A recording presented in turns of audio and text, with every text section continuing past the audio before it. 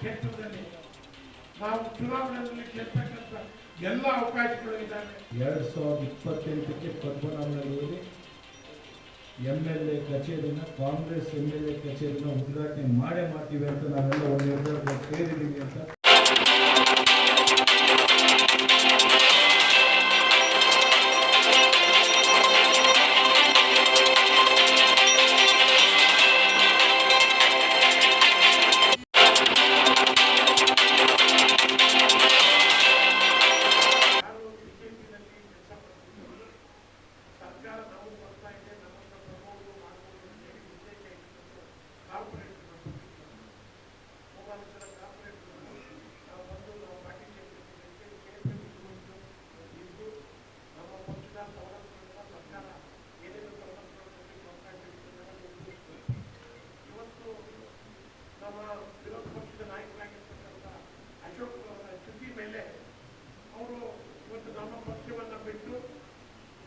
BJP ಪಕ್ಷಕ್ಕೆ ಸೇರ್ಪಡೆ ಆಗಿದೆ. ನಾವು ಅದಕ್ಕೆ ನಮ್ಮ ವಿಧಾನಸಭಾ ಕ್ಷೇತ್ರದ ಕಾರ್ಯಕರ್ತರು ಮತ್ತು ಮತದಾರರು ಮುಖಂಡರುಗಳು ಯಾರೂ ಸಹಿತ ಅಧೀನರಾಗಬೇಕಾಗಿಲ್ಲ. ಕಾಂಗ್ರೆಸ್ ಪಕ್ಷ ಇದೊಂದು ಸಮುದ್ರ, ಬರೋದು ಹೋಗ್ತಾ ಇರ್ತಾರೆ, ಒಬ್ಬರು ಹೋಗ್ತಾ ಇರ್ತಾರೆ. ಅದಕ್ಕೆ ಯಾರು ನಾವು ಎದುರಬೇಕಾಗಿಲ್ಲ.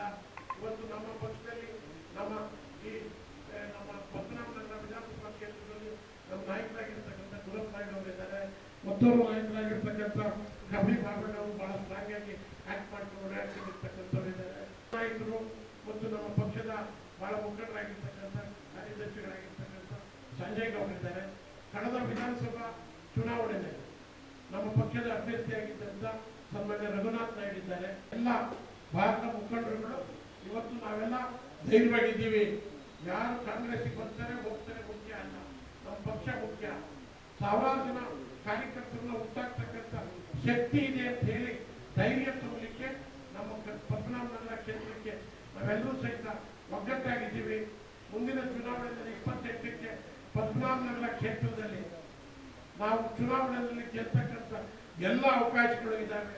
ನಾವು ಹೋರಾಟ ಮಾಡ್ತೀವಿ ಇರ್ತಕ್ಕಂಥ ಮಾತನ್ನ ನಮ್ಮ ಕಾರ್ಯಕರ್ತರಿಗೆ ಮತ್ತು ನಮ್ಮ ಪದ್ಮನಾಭನಗರ ವಿಧಾನಸಭಾ ಸದಸ್ಯರಿಗೆ, ನಮ್ಮ ಮತದಾರ ಬಂಧುಗಳಿಗೆ ಧೈರ್ಯ ಹೇಳಲಿಕ್ಕೆ ನಿಮ್ಮ ಮುಖ್ಯನ ಇವತ್ತು ಯಾರ್ಯಾರು ಬಂದರು ಕಾರ್ಪೊರೇಟರ್ಗಳು ನಾವೇನು ಕರೆದಿರಲಿಲ್ಲ.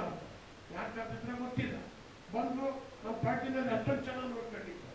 ಎಲ್ಲ ಸ್ಥಾನಮಾನಗಳನ್ನು ಕೊಟ್ಟಿತ್ತು. ಸ್ಥಾನಮಾನಗಳನ್ನು ಉಪಯೋಗಿಸಿಕೊಂಡು ವಾಪಸ್ ಒಬ್ಬ ವಿರೋಧ ಪಕ್ಷದ ನಾಯಕರ ಕ್ಷೇತ್ರ ನಮ್ಮ ಕ್ಷೇತ್ರದಲ್ಲಿ ಇವತ್ತು ಪ್ರೆಸ್ಪೆಕ್ಟ್ ಮಾಡಲಿಕ್ಕೆ ಒಂದು ಉದ್ದೇಶ, ಮೇನ್ ಕಾರಣ ಗ್ಯಾರಂಟಿ ಅಧ್ಯಕ್ಷರು ಹಾಗೂ EBMP ಸದಸ್ಯರು ಏನಿವತ್ತು ನಮ್ಮ ಪಕ್ಷದಲ್ಲಿ ಮಾನ್ಯ DK ಶಿವಕುಮಾರ್ ಅವರ ನೇತೃತ್ವದಲ್ಲಿ ಸೇರಿದ್ರು, ಅವ್ರಿಗೆ ಯಾವ ರೀತಿ ಗೌರವಾನ್ವಿತದಿಂದ ಅವ್ರಿಗೆ ಉತ್ತರ ಇಲ್ಲ, ಏನಕ್ಕೆ ಹೋಗ್ತಾ ಇದ್ದಾರೆ ಅಂತ ಅವ್ರಿಗೆ ಉತ್ತರ ಇಲ್ಲ, ಅವ್ರಿಗೆ ಏನಕ್ಕೆ ಪಕ್ಷ ಬಿಟ್ಟು ಹೋಗ್ತಾ ಇದ್ದಾರೆ.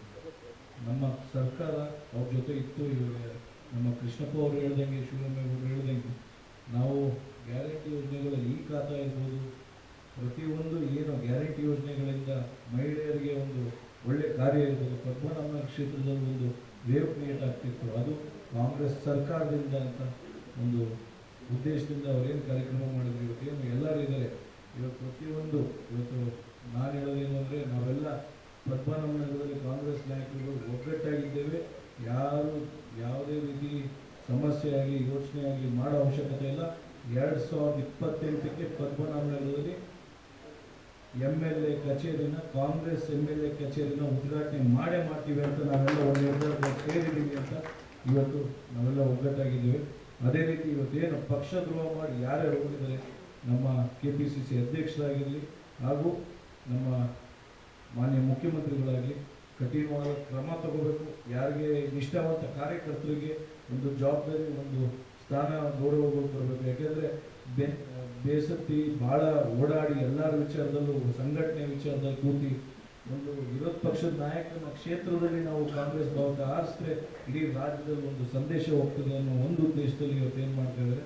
ಇವತ್ತು ನಮ್ಮ ಡಿಪ್ಯೂಟೆಡ್ ಕ್ಯಾಂಡಿಡೇಟ್ ಇರ್ಬೋದು, ನಮ್ಮ ಸೀನಿಯರ್ ನಾಯಕರು, ನಮ್ಮ ಗುರಪ್ಪ ನಾಯ್ಡು ಅವರು ಇರ್ಬೋದು, ಕಬಡ್ಡಿ ಬಾಬಣ್ಣ ಇರ್ಬೋದು, ಹಾಗೆ ವೆಂಕಟೇಶ್ ಮೂರ್ತಿ ಅವರು ಇರ್ಬೋದು, ನಮ್ಮ ಮಾಜಿ ಸಂಸದರು ಶಾಸಕರು ಶಿವರಾಮೇಗೌಡರು ಇರ್ಬೋದು, ನಮ್ಮ ಪ್ರೀತಿ ಆರೋಗ್ಯ ಅವರು, ಯಾಕೆಂದರೆ ನಮ್ಮ ಇನ್ಚಾರ್ಜ್ ಇದ್ದಾರೆ ಅವರು ಎಲ್ಲ ಉದ್ದೇಶಕ್ಕೆ ಏನಕ್ಕೆ ಇವತ್ತು ಸೇರಿದ್ದೀವಿ ಅಂದರೆ ನಮ್ಮ BJPಯಿಂದ ನಾವು ಕರಿತಾ ಇದ್ದೀವಿ, ಇನ್ನೊಂದು ಮಾಡ್ತಾ ಇದ್ದೀವಿ, ಎಲ್ಲ ಕಾರ್ಯಕರ್ತರಿಗೆ ಮಿಸ್ಗೈಡ್ ಮಾಡೋರಿಗೆ ಇವತ್ತೊಂದು ಕರೆ ಕೊಡ್ತಾ ಇದ್ದೇನೆ. ದಯವಿಟ್ಟು ಅಂಥ ದುಸ್ಸಾಹಸ ಕೈ ಹಾಕಕ್ಕೆ ಹೋಗ್ಬಿಡಿ. ಕಾಂಗ್ರೆಸ್ ಕಾರ್ಯಕರ್ತರು ಯಾವುದೇ ಆಮಿಷಕ್ಕೂ ಯಾವುದಕ್ಕೂ ಬಗ್ಗಲ್ಲ ಜಗ್ಗಲ್ಲ ಪದ್ಮನಾಭನಗರದಲ್ಲಿ ಅಂತ ಹೇಳ್ತಾ, ಇವತ್ತೇನು ನಾವು ಪ್ರೆಸ್ ಮೀಟಲ್ಲಿ ಒಂದು ಉದ್ದೇಶ, ಮೇನ್ ಉದ್ದೇಶ ಏನಂದರೆ ಎಲ್ಲರ ಜೊತೆ ಮಾಡಿದ್ದೀರ, ನೀವು ಕೆಲಸ ಮಾಡಿದ್ದೀರ, ಐ ಅಪ್ರಿಷಿಯೇಟ್ ಯು ಪೀಪಲ್ ಬಂದಿರೋರು. ಬಟ್ ಕೆಲಸ ಮಾಡಿ ನಮ್ಮ ಪಕ್ಷದಲ್ಲಿ ಯಾಕೆ ಬಿಟ್ಟೋದ್ರೆ ಅನ್ನೋ ಕ್ವಶನ್ ಮಾರ್ಕಿಗೆ ನಮ್ಮ ಕಾರ್ಯಕರ್ತರಲ್ಲಿತ್ತು. ಆ ಉದ್ದೇಶದಲ್ಲಿ ಅವರೆಲ್ಲರ ವಿಚಾರದಲ್ಲಿ ಯಾವುದೇ ವ್ಯಕ್ತಿ ಪೂಜೆ ಮಾಡ್ತಾರೆ, ಇಲ್ಲಿ ಪಕ್ಷದ ಪೂಜೆ ಮುಖ್ಯ ಅನ್ನೋ ಒಂದು ಉದ್ದೇಶದಲ್ಲಿ ನಾವು ಈ ಪ್ರೆಸ್ ಮೀಟ್ ಮಾಡ್ತಾ ಇದ್ದೇವೆ. ಅದೇ ರೀತಿ ಮುಂದಿನ ದಿನಗಳಲ್ಲಿ ಯಾರ್ಯಾರು ಬ್ಲಾಕ್ ಪ್ರೆಸಿಡೆಂಟ್ಸ್ ನೇತೃತ್ವಗಳಲ್ಲಿ ಇನ್ನು ಮುಂದೆ ಸಂಘಟನೆಗಳಲ್ಲಾಗಲಿ ಪ್ರತಿಯೊಂದು ಉದ್ದೇಶ ಏನೇ ಸಮಸ್ಯೆಗಳಾಗಲಿ ಸರಿಪಡಿಸ್ಕೊಂಡು ಇನ್ನು ಒಗ್ಗಟ್ಟಾಗಿ ನಾವಾಗಲಿ ಬ್ಲಾಕ್ ಪ್ರೆಸಿಡೆಂಟ್ಸ್ಗಳಾಗಲಿ ಡೆಪ್ಯೂಟಿ ಕ್ಯಾಂಡಿಡೇಟ್ ಆಗಲಿ ಎಲ್ಲ ನಾಯಕರಾಗಲಿ ಮುಂದಿನ ದಿನಗಳಲ್ಲಿ ಒಗ್ಗಟ್ಟಾಗಿ ಹೋಗ್ತೇವೆ.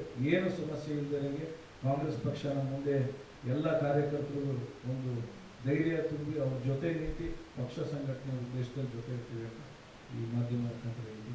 ಅವಾಗ ನಾನು ವಿದ್ಯಾರ್ಥಿ ನಾಯಕರಿದ್ದಾಗ ನಮ್ಮ ನಾಯಕರು DK ಶಿವಕುಮಾರ್ ಅವರು ನಮ್ಮ ಸಹೋದರರು, ನಾವೆಲ್ಲ ಸ್ಟೂಡೆಂಟ್ ಲೀಡರ್ಗಳಾಗಿದ್ದವರು. ಇವತ್ತು ಕೂಡ ನಾವಿದ್ದಂಥ ಟೀಮ್ ಏನಿತ್ತು ಆ ಟೀಮೇ ರಾಜ್ಯ ಪೂರ್ತಿ ನಾಯಕತ್ವ ವಹಿಸಿಕೊಂಡಿರೋದು. ಪದ್ಮನಾಭನಗರದಲ್ಲಿ ನನಗೆ ಅಶೋಕ್ BJP ಬಹಳ ದೊಡ್ಡದು ಅಂತ ಅನ್ಸಲ್ಲ. ಅದು ಇಲ್ಲಿರ್ತಕ್ಕಂಥ ಎಲ್ರಿಗೂ ಗೊತ್ತು, ನನಗೂ ಗೊತ್ತು. 2008 ನಾನು ಕಾಂಗ್ರೆಸ್ಸಿಂದ ಎಲೆಕ್ಷನ್ ನಿಂತಾಗ 8 ದಿನದಲ್ಲಿ ನನಗೆ ಟಿಕೆಟ್ ಕೊಟ್ಟು ನಾನು ಸೋತಿದ್ದೆ. ನಾ ಸೋತ ದಿನದಿಂದ 5 ವರ್ಷ ಸತತವಾಗಿ ಅಶೋಕ್ ಅವರು ಹೋಮ್ ಮಿನಿಸ್ಟರ್ ಆಗಿದ್ರು, ಟ್ರಾನ್ಸ್ಪೋರ್ಟ್ ಮಿನಿಸ್ಟರ್ ಆಗಿತ್ತು, ಡೆಪ್ಟಿ CM ಆಗಿದ್ರು. ಒಂದು ದಿನ ಬಿಟ್ಟಂಗೆ ನಾನು ಕಾರ್ಯಕ್ರಮಗಳನ್ನ ರೂಪಿಸ್ತಾ ಇದ್ದೆ. ಮಲ್ಲಿಕಾರ್ಜುನ ಖರ್ಗೆ ಅವರಿಂದ ಆಗಿದ್ದು, ಪರಮೇಶ್ವರ್ ಅವರಿಂದ ಆಗಿದ್ದು, ಎಲ್ಲ ನಾಯಕರು ಕೂಡ ಪದ್ಮನಾಭನಗರಕ್ಕೆ ಬಂದಿದ್ರು. ಯಾಕೆಂದ್ರೆ ಪದ್ಮನಾಭನಗರದಲ್ಲಿರ್ತಕ್ಕಂಥ ಎಲ್ಲ BJPಯವರು ಕೆರೆಗಳರಾಗಿದ್ರು, ಕೆರೆಗಳನ್ನ ಲೂಟಿ ಹೊಡೆದಿದ್ರು. ಚಿಕ್ಕಲ್ಸಂದ್ರ ಕೆರೆ ಕಾಣೆ ಆಗಿತ್ತು. ಉತ್ತರಳ್ಳಿ ಕೆರೆ ಇರ್ಬೋದು, ದೊಡ್ಡನಪಾಳ್ಯ ಕೆರೆ ಇರ್ಬೋದು, ಹೊಸಕೆರೆಹಳ್ಳಿ ಕೆರೆ ಇರ್ಬೋದು, ಎಲ್ಲ ಕೆರೆಗಳನ್ನು ನುಂಗಿ ನೀರು ಕುಡಿದಿದ್ರು. ಇದರ ವಿರುದ್ಧವಾಗಿ ನಾವು ಸತತವಾದ ಹೋರಾಟ ನಾವು ಮಾಡಿದ್ವಿ. ಆ ಹೋರಾಟದಲ್ಲಿ ಡಾಕ್ಟರ್ ಪರಮೇಶ್ವರಿಂದ ಹಿಡಿದು ಎಲ್ಲ ನಾಯಕರು ಭಾಗವಹಿಸಿದ್ರು. ಅವತ್ತಿನ ದಿನ ಕಾಂಗ್ರೆಸ್ನವರು ಪ್ರತಿಯೊಬ್ಬರು ಕೂಡ ಬೀದಿಗಿದ್ದು ಹೋರಾಟ ಮಾಡ್ತಿದ್ರು. 2013 ಬೇರೆ ಬೇರೆ ವ್ಯತ್ಯಾಸಗಳಾಯ್ತು, ಅದ್ರ ಬಗ್ಗೆ ನಾನೇನು ಮಾತಾಡಕ್ಕೆ ಹೋಗಲ್ಲ. ಈ BJPಯಿಂದ ಕಾಂಗ್ರೆಸ್ಗೆ ಕೆಲವರೆಲ್ಲ ಬಂದು ಸೇರ್ಕೊಂಡಾಗ ನಾನು ಇದ್ದೆ. ಅವತ್ತು ಸಿದ್ದರಾಮಯ್ಯನವರಿದ್ರು, DK ಶಿವಕುಮಾರ್ ಅವರಿದ್ರು, ಎಲ್ಲ ನಾಯಕರು ಇದ್ರು. ವೀರಾವೇಶವಾಗಿ ಮಾತಾಡಿದ್ರು BJPಯಿಂದ ಬಂದವರು ಇದೇ ಕಾಂಗ್ರೆಸ್ ಆಫೀಸಲ್ಲಿ. ಯಾವ ತರ ವೀರಾವೇಶವಾಗಿ ಮಾತಾಡಿದ್ರೆ ಇಡೀ BJPನ ನಾವು ಕಂಟ್ರೋಲ್ ತಗೊಂಡು ಕಾಂಗ್ರೆಸ್ ತಗೊಂಡು ಬರ್ತೀವಿ ಅಂತ ಎಲ್ಲರೂ ನಂಬಿದ್ರು. ನನಗೆ ನಂಬಿಕೆ ಇರಲಿಲ್ಲ. ನನಗೆ ಗೊತ್ತು ಅವ್ರು ಏನಕ್ಕೆ ಬಂದಿದ್ದಾರೆ, ಏನಕ್ಕೆ ಹೋಗ್ತಾರೆ ಅಂತ. ಅವತ್ತಿನ ದಿನ ಅಶೋಕ್ ಅವರು ಪ್ರೆಸ್ ಕರೆದು ಹೇಳಿದ್ರು, ನೀವೆಲ್ಲ ಪತ್ರಕರ್ತರು ನೋಡಿ ಅವ್ರ ಹೇಳಿಕೆ ಏನು ಅಂತ. ಇವತ್ತಿಗೆ ಪದ್ಮನಾಭನಗರ ಪರಿಶುದ್ಧ ಆಯಿತು. ಕೆರೆಗಳು ಯಾರ್ಯಾರು ಇದ್ರು ಅವರೆಲ್ಲ ಕಾಂಗ್ರೆಸ್ ಕೊಟ್ಟೋದ್ರು. ನಾವಿವತ್ತು ಪರಿಶುದ್ಧವಾಗಿದ್ದೀವಿ ಅಂತ. ಆ ಪರಿಶುದ್ಧತೆ ಇವತ್ತು ಮತ್ತೆ ಎಲ್ಲ BJP ಕೊಟ್ಟೋಯ್ತು. ಎಲ್ಲಾ ಕಳಂಕನ ಅವರೇ ಎತ್ಕೊಂಡು ಹೊಟ್ಟೋದು. ಆದರೆ ಒಂದು ಮಾತ್ರ ಇದು, ಪಕ್ಷ ಆಗಿ ಹೋಗ್ತದೆ, ವ್ಯಕ್ತಿಯಿಂದ ಪಕ್ಷ ಆಗಲ್ಲ, ಪಕ್ಷದಿಂದ ವ್ಯಕ್ತಿ ಆಗ್ತದೆ. ಹಾಗಾಗಿ ಯಾರು ಬರಲಿ ಯಾರು ಹೋಗಲಿ ಪಕ್ಷದ ಒಂದು ನಿಟ್ಟಿನಲ್ಲಿ ಎಲ್ಲ ಸಕ್ರಿಯವಾಗಿ ಇರ್ತದೆ. ನಾವು ಇವತ್ತು ಈ ವೇದಿಕೆ ಮುಖಾಂತರ ಹೇಳ್ತೀವಿ, ಯಾರೇ ಬರಲಿ ಏನೇ ಬರಲಿ ನಾವು ಮುಂದಿನ ದಿನಗಳಲ್ಲಿ ಕಾಂಗ್ರೆಸ್ ಪಕ್ಷವನ್ನು ಬಲಪಡಿಸ್ತೇವೆ. ನಾವೆಲ್ಲ ರೀತಿಯ ಸಹಕಾರ ಕಾನೂನನ್ನು ಕೊಟ್ಟು ನಾವೆಲ್ಲ ಒಂದಾಗಿ ಒಗ್ಗಟ್ಟಾಗಿ ಎಲ್ಲ ಒಂದು ಕುಟುಂಬದವರಾಗಿ ಹೋಗ್ತೀವಿ ಅಂತ ಈ ವೇದಿಕೆ ಮುಖಾಂತರ ನಮ್ಮ ಮಾಧ್ಯಮದ ಒಂದು ಮಿತ್ರರಿಗೆ ಒಂದು ವಿಚಾರವನ್ನು ತಿಳಿಸ್ತಾ ಇದ್ದೀವಿ. ಬಾಬಣ್ಣವರು ಭಾಳ ಕಷ್ಟಪಟ್ಟು ಬಾಬಣ್ಣವರು ನಮ್ಮ ಪಕ್ಷದ ಕಡೆಯಿಂದ ನಮ್ಮ ಗುಲಾಬ್ ನಾಯಕ ಆಗಿರ್ಬೋದು, ವೆಂಕಟೇಶ್ ಮುಖ ಆಗಿರ್ಬೋದು, ಶಿವರಾಮೇಗೌಡರಾಗಿರ್ಬೋದು, ಸಂಜಯ್ ಗೌಡರು ನಾವೆಲ್ಲ ಒಟ್ಟಿಗೆ ಇದ್ದು ಕಾಂಗ್ರೆಸ್ ಪಕ್ಷನ ನೆಕ್ಸ್ಟ್ 2028ಕ್ಕೆ ನಾವು MLA ಆಗೇ ಆಗ್ತೀವಿ. ಕಾಂಗ್ರೆಸ್ ಪಕ್ಷ MLA ಆಗೇ ಆಗ್ತದೆ. ನಮ್ಮ ಅಧ್ಯಕ್ಷರು ಆಗ ಹರಿಪ್ರಸಾದ್ ಯಾರು ಹೇಳ್ತಾರೋ ಅವರೇ ಕ್ಯಾಂಡಿಡೇಟ್ ಆಗ್ತಾರೆ. ಯಾರು ನಾನ್ ಕ್ಯಾಂಡಿಡೇಟ್ ಅಂದಿದ್ರೆ ಕಾಂಗ್ರೆಸ್ ಪಕ್ಷ ನಿಮ್ಗೆ ಎಲ್ಲರೂ ಗೊತ್ತಿರೋ ವಿಷಯನೇ. ಪಕ್ಷ ನಂಬ್ಕೊಂಡು ಕೆಲಸ ಮಾಡಬೇಕು, ಪಕ್ಷ ಯಾರು ಹೇಳ್ತಾರೆ ಕೆಲಸ ಮಾಡಬೇಕು, ಪಕ್ಷ ಅವ್ರು ಗುರುತಿಸುತ್ತೆ. ನಾನೇ ಕ್ಯಾಂಡಿಡೇಟ್ ಅನ್ನೋರೆಲ್ಲ ಲಾಸ್ಟ್ ಕ್ಯಾಂಡಿಡೇಟ್ ಆಗೋದಿಲ್ಲ, ಅದನ್ನು ಅರ್ಥ ಮಾಡ್ಕೊಳ್ಬೇಕು ಪ್ರತಿಯೊಬ್ಬರು. ಇವಾಗ ಇಷ್ಟಿದ್ರೆ ಕಾಂಗ್ರೆಸ್ ನಾನೇ ಕ್ಯಾಂಡಿಡೇಟ್ ಓಡಾಡ್ಬೋದು, ಲಾಸ್ಟ್ ಮೇಲೆ ಅವ್ರು ಟಿಕೆಟೇ ಸಿಗೋದು ಎಲ್ಲರಿಗೂ. ಅದರಿಂದ ನಾವೆಲ್ಲರನ್ನು ಪಕ್ಷಕ್ಕೆ ದುಡಿತೀವಿ, ಪಕ್ಷಕ್ಕೆ ಕೆಲಸ ಮಾಡ್ತೀವಿ. ನಮ್ಮ ಅಧ್ಯಕ್ಷರು ಅನುಗ್ರಹ ಸಾಹೇಬರು ಹಾಗೂ ಶಿವಕುಮಾರ್ ಸಾಹೇಬರು ರಾಮಲಿಂಗರನ್ನ ಸೌದಲ್ಲಿದ್ದಾರೆ, ಅವರ ನೇತೃತ್ವದಲ್ಲಿ ನಾವೆಲ್ಲರೂ ಪ್ರತಿಯೊಬ್ಬರು ಕೆಲಸ ಮಾಡ್ತೀವಿ.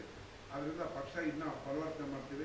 ನಾವೆಲ್ಲ ಪಾಪಣ್ಣ ಹೇಳಿದಾಗೆ ಎಲ್ಲ ಒಟ್ಟಿಗೆ ಕುತ್ಕೊಂಡು ಕುತ್ಕೊಂಡು ಏನು ಮಾಡಬೇಕು, ಇನ್ನು ಮುಂದಿನ ಜನರಿಗೆಲ್ಲ ಅವರು ನಮ್ಮ ಗ್ಯಾರಂಟಿ ಏನಿದೆಯೋ ನಮ್ಮ ಅಧ್ಯಕ್ಷರಲ್ಲಿ ಕೆಲಸ ಮಾಡ್ತೀವಿ. ಎಲ್ಲರಿಗೂ ನಮಸ್ಕಾರ. ನೆಕ್ಸ್ಟ್ ಕಾಂಗ್ರೆಸ್ 28ಕ್ಕೆ ನಾವು 19 ಗೆದ್ದೇ ಗೆಲ್ತೀವಿ ಅಂತ ಭರವಸೆ ಕೊಡ್ತೀವಿ.